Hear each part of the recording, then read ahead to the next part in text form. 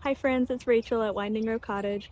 I wanted to make a video today for anybody out there who wants to garden but maybe you don't feel like you can because you're renting or you're in a temporary location, maybe you don't have very much land. Any reason you might think that you can't garden right now, I just wanted to give you some tips and tricks and encourage you that you absolutely can.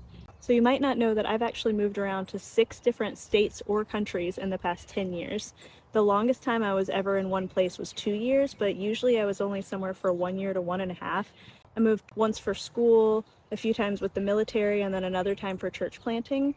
And in the midst of all of my moves, I started getting interested in gardening. And I almost didn't start because I was like, well, we're about to move again anyway, so why would I garden now? But if I had carried that mindset throughout all of our moves, then I would have missed out on years of gardening. So I've been gardening now for about 6 years.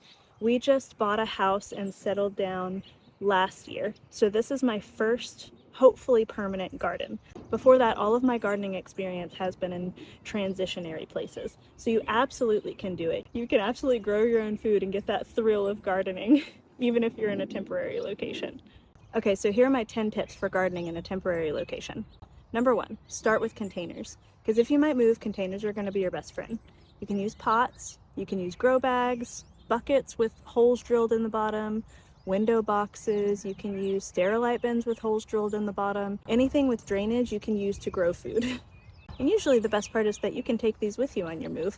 Our most recent move was from South Carolina to North Carolina. It's about a 5-hour drive, and we had movers pack up most of the stuff, and then my husband and I packed up all of my potted plants and everything and brought them ourselves, because usually movers won't move living things for you, but you can absolutely move your plants. You don't need a perfect garden bed, you don't need a perfect ground plot. You can just put dirt in pots or pot-like things, as long as it has drainage, and put seeds in it, and it will work. Number 2, I do suggest using big containers instead of lots of little ones, because a few larger pots are going to be way easier for you to manage than a dozen small ones. And that's just because the bigger pots hold moisture better, they need less frequent watering, plants have more room to grow stronger with more root space, and then they're easier to keep up with and move as a group whenever you're moving. I know that sounds counterintuitive because they're going to be a lot heavier, but you're moving a bunch of heavy stuff when you're moving anyway, and it's just going to be another heavy thing on the list, and that's fine. I've found that my biggest hurdle with gardening in general is watering. If you just put seeds in dirt and then remember to water it, they usually will grow. But if you don't water them, they don't really have a chance. So you can set yourself up for success by using big containers and planting multiple plants in bigger containers than using a bunch of tiny containers. And that will just make watering life easier for you. Number 3, this is probably not something that you've thought of, but you should set up drip irrigation. Even though it's a temporary location, drip irrigation is going to be your best friend with having a bunch of plants in a bunch of different pots. You can set up a really easy, cheap, temporary drip irrigation. I'm going to put a little video right here that shows you how to make a really easy drip irrigation with a bottle of water, non-plastic twine or rope, and then a little piece of flower wire. It's cheap, it's easy, and you can set this up on all of your plants, and then you have to water way less, and it will keep them healthier in the long run. You could also get those little orbs. They have plastic ones at the dollar store, or if you can get more expensive glass ones. I'm fine using the plastic ones from the dollar store, but the orbs will make your life easier as well. You could also bury a small terracotta pot in the soil and then put a lid over it. When you fill that with water and put the lid on it, that will slowly release water to your plant. If you only take one thing away from this video, it's that remember to water them. Even if you don't have perfect soil, even if nothing else goes right, as long as you're watering them, you will most likely get some fruit. So it doesn't matter what the plant is, you just want to make sure that the soil never completely dries out. And this is true for basically all plants. Even rosemary likes sandy soil, and it's fine with some dry, but it still likes some moisture. It can't be bone dry. So just as a general rule, keep your soil moist, not bone dry, not sopping wet. Just set up some drip irrigation to make sure that your soil just stays generally moist, and you'll be in good shape. Number 4, this is probably another thing that people don't think of whenever you're gardening in a temporary location, but I highly recommend starting a fruit tree or two. Even if you're going to move, even if you know you're going to move, start a fruit tree or 2 fruit trees. In big 10-gallon pots. Fruit trees take time to fruit, sometimes 4 or 5 years before you can get a real harvest. Although you can usually get a couple fruits off of a tree like the 2nd or 3rd year, but the sooner you plant them, the sooner the clock starts ticking. So we used to live in Japan, and when we first moved there, I got 2 young fruit trees, and the 2nd year there we got a small harvest off of them, and then we moved again. Moving from Japan back to America, I obviously was not allowed to take my fruit trees with me, but it was still really lovely, and I was still really grateful for the experience for having those 2 little fruit trees. And at first I was really sad to leave those fruit trees. Then I realized it was a huge blessing to pass those on to another military family who was just coming onto the island. And I'm really happy to know that they get to enjoy the fruits of my labor.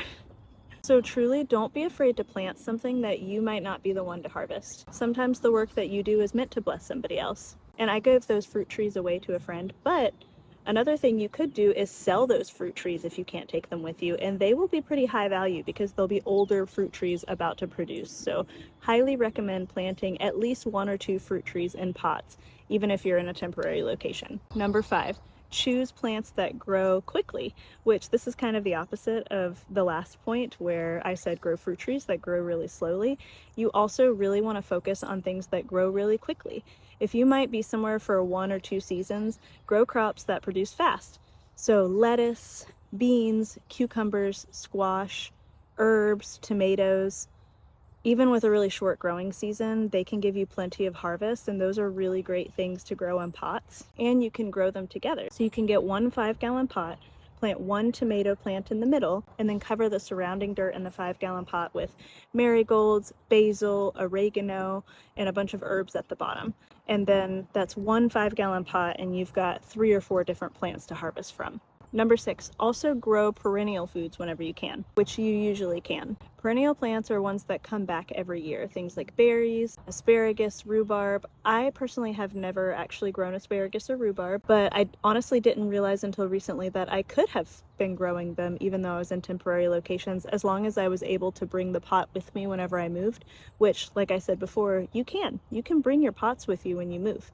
I really want to emphasize berries because my kids eat a lot of berries, and berries grow very well in pots. Raspberries, blackberries, garden huckleberries, those are all crops that if you plant them in a 5-gallon pot, they will give you a pretty good harvest even the very first year that you plant them. All of those plants you can plant outside in pots whenever the temperatures stop dropping below 30 degrees. Start early spring or late winter, get your berries in your pots, even if it's outside, water them, and you will have a berry harvest that summer. Strawberries are great. You can plant them in a long planter. I like to use a gutter. If you're porch gardening, you can get a gutter from Lowe's and you can strap that gutter onto the railing, fill that with soil, and then you can plant strawberries all in a row on the gutter and it will send out runners.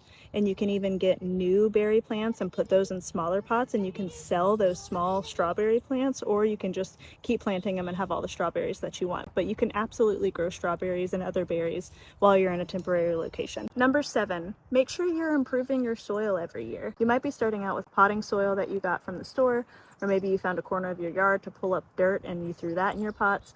Just make sure to keep amending everything with compost. You don't have to understand soil science, just keep adding compost to your soil. Your plants will be taking nutrients from the soil, so you want to keep adding it back. You can just add mulch like leaves or hay, or you can add food scraps from your kitchen. You can add worm castings. Just keep adding compost and mixing it into your potting soil. And then if you move and for some reason you don't want to leave the soil in your pots, I have before taken soil from my pots, dumped them into double-lined garbage bags and put those in boxes and had the movers move my soil, because your soil only gets healthier as you continue to add compost, and good soil is hard to find. So keep building your soil and then take it with you when you move. Number 8, use your vertical space. I mentioned this a little bit earlier, how I grow strawberries. Make sure to use your vertical space. Go upward instead of outward. You can get cheap trellises that are easy to assemble and disassemble from Amazon. You can get rope trellises that you can just hang on a wall. You can use hanging baskets. A lot of plants like to grow vertically. Cucumbers, beans, tomatoes, strawberries. A lot of plants can grow vertically, so make sure to use your vertical space. If I look at a garden and it's all on the ground, I just see so much wasted space. Number 9, plant flowers. Plant lots of flowers. Like I said before, you can usually fit flowers basically anywhere at the base of your other plants. And maybe if you have a big pot that you planted a root vegetable in, like radishes or carrots, you can plant flowers on top of that, because most flowers don't have very deep roots, so they're not really going to interfere with your root vegetables. So your root vegetables are going to be growing under the soil. Plant your flowers in those same planter boxes or pots, and the flowers will grow upwards. Flowers bring pollinators, they balance pests, they make a space pretty and joyful. The garden shouldn't only feed your body, it should also feed your soul. I know that's corny, but it's true. Number 10, make your garden as convenient for yourself as possible. So that means put it somewhere that you are going often. Don't put your plants in the far back corner of your yard where you might not go very often, or if you're doing an inside garden under grow lights, don't put it in a corner of the house that you don't go often, because if it's not somewhere convenient for you, you will not go to your plants. I love gardening and I love checking on my plants, but I've also found that I'm a creature of convenience, and I will take the path of least resistance, and I will neglect my plants if they are put somewhere inconvenient. Another thing about convenience is if you are growing inside, make sure to look up plants that are self-pollinating and plant those inside. Because if you plant things like squash or zucchini or some tomato varieties, they require bees or another insect to pollinate them. The bee will actually go to the male flower, get the pollen, go to the female flower, and put the pollen in the female flower, and then that will produce the fruit. So if you're planting those kinds of plants inside under grow lights, they're not going to produce fruit because you don't have bugs in your house that are pollinating. So you'll have to manually pollinate, and I'm just not doing things like that. Even though I love my garden, I'm not self-pollinating my plants. If you want to, go for it. But if you want your best shot at producing fruit, make sure to put your plants that need insect pollinators outside. In the caption below, I will put a list of plants that need insects to pollinate them, just so you can look at that list and know what you shouldn't be planting inside. So honestly, all of these tips really come down to one thing: just start. Just put seeds in dirt, water them, and watch what happens. Learn as you go. Gardening is one of those cool things that experience teaches you a lot faster than research ever could. So just start. It doesn't have to be big. It can just be a few pots with some herbs in it. Just start. Just put some seeds in dirt and water them. That's my motto. And remember, not everything you plant has to be for you. Sometimes the fruit's for the next person who lives there. The Bible even says, in the morning sow your seed, in the evening withhold not your hand, because you don't know which will prosper, and nothing will grow if you never plant. It's starting to rain. So if you're someone who has wanted to start a garden but felt unsure of where to begin, I hope this encourages you to just plant something this season. And I was told that you're always supposed to have a call to action at the end of your video, so if you're somebody who enjoys slow homemaking, motherhood, gardening, and talking about Jesus, then you're always welcome here, and please subscribe. I don't know where the button is. I'm just pointing aimlessly. Okay, I'll see you guys next time.